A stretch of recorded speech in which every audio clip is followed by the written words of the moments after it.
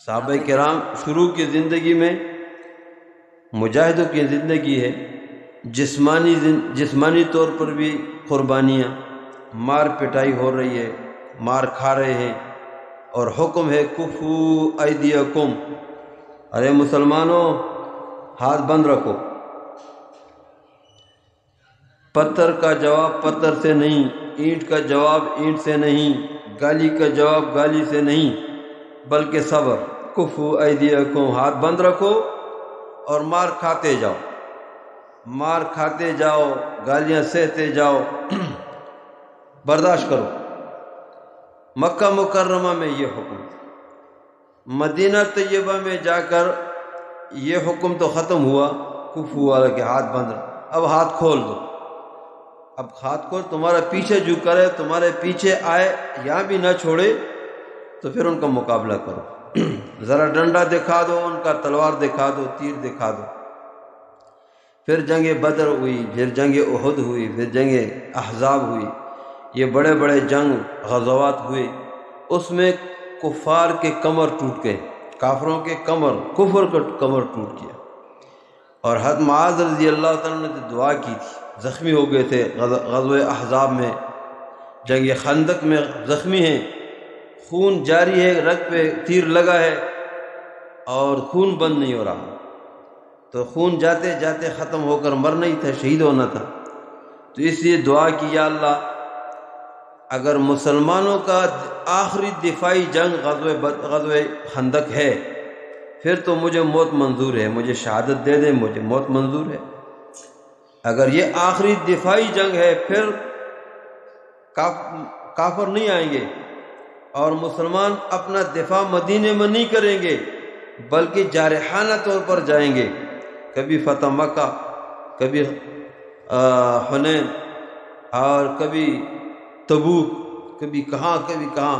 جب جارحانہ موڈ ہے، یا اللہ پھر تو موت قبول ہے، موت آ جائے۔ کیونکہ صحابہ تو موت کے لیے تیار تھے، ہر وقت صحابہ تو موت کے لیے تیار تھے،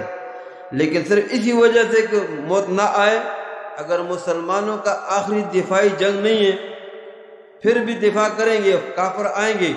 تو اے اللہ پھر مجھے موت نہ دے، تاکہ مسلمانوں کا دفاع کروں، مسلمانوں کا میں بھی دفاع کروں، اسلام کا دفاع کروں۔ ایک تو یہ دعا کی تھی،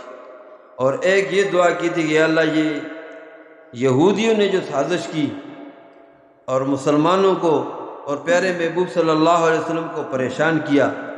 عہد شکنی کی، وعدہ خلافی کی کہ ہم مسلمانوں کے خلاف نہ جنگ کریں گے، نہ جنگ کرنے والوں کا ساتھ دیں گے، یہ معاہدہ کیا حضور علیہ السلام کے ساتھ کہ جو تمہارے پیچھے آئیں گے لڑنے کے لیے، ہم ان کا ساتھ بھی نہیں دیں گے اور خود بھی تمہارے ساتھ نہیں لڑیں گے۔ اس پر معاہدہ ہو گیا۔ تو ماتحتی کی زندگی گزار رہے تھے، تو یہ باہر کے کفار آ کر، مشرکین آ کر ان کو دھوکہ دے کر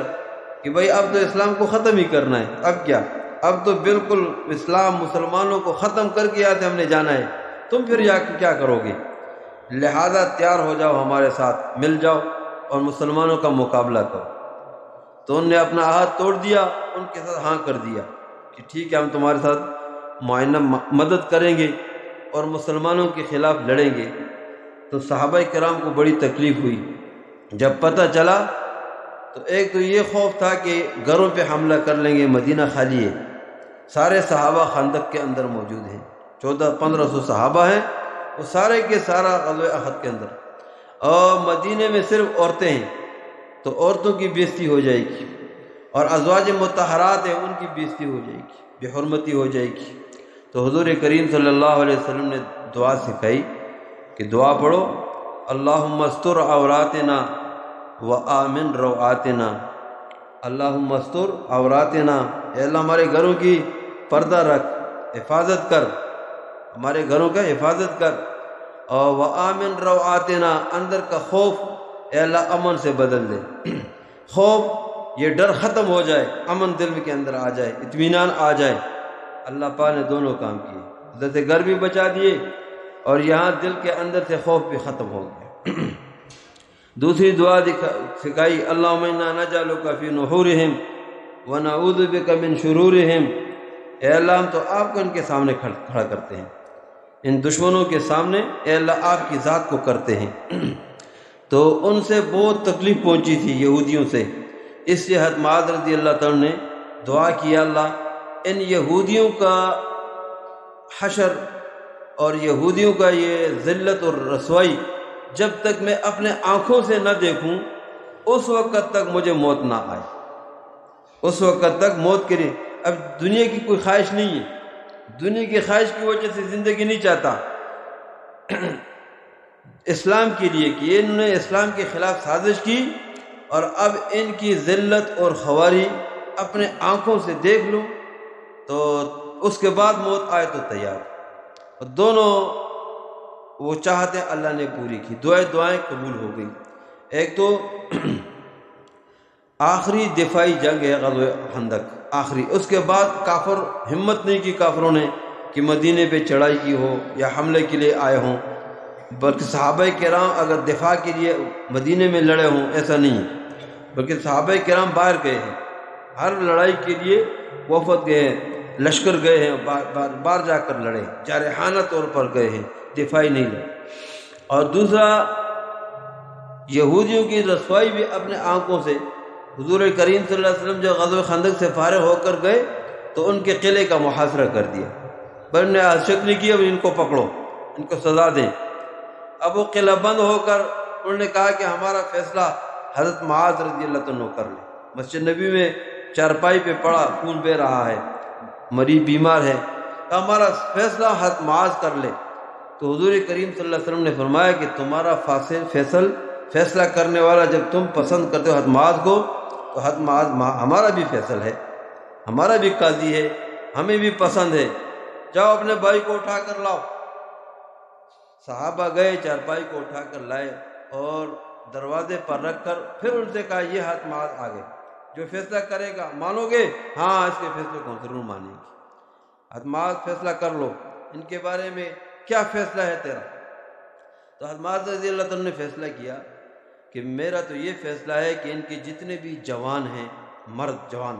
تلوار اٹھا سکتے ہیں، تیر چلا سکتے ہیں، تو ان سب کو ذبح کیا جائے، ان پہ چھری تلوار چلائی جائے، ان سب کو ذبح کیا جائے، اور ان کے عورتوں کو، ان کے بوڑھوں کو، ان کے بچوں کو باندی اور غلام بنا دیے جائے، سب کو نوکر بناؤ،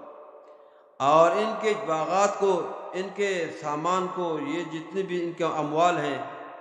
چیزیں ہیں، ان سب کو مال غنیمت بنائے جائے۔ تو حضور کریم صلی اللہ علیہ وسلم مسکرائے اور ارشاد فرمایا یہی فیصلہ میرا رب کا عرش پہ تھا اور میرا فیصلہ فرش پہ تھا، اللہ پاک نے حضرت معاذ کی زبان سے نکال دیا، یہی فیصلہ میرا رب کا عرش پہ تھا اور یہی فیصلہ فرش پہ پیارے محبوب کا، اور نکالا کس کے زبان سے؟ حضرت معاذ رضی اللہ عنہ کی زبان سے۔ تو دونوں دعائیں اللہ پاک نے حضرت معاذ کی قبول فرمائی۔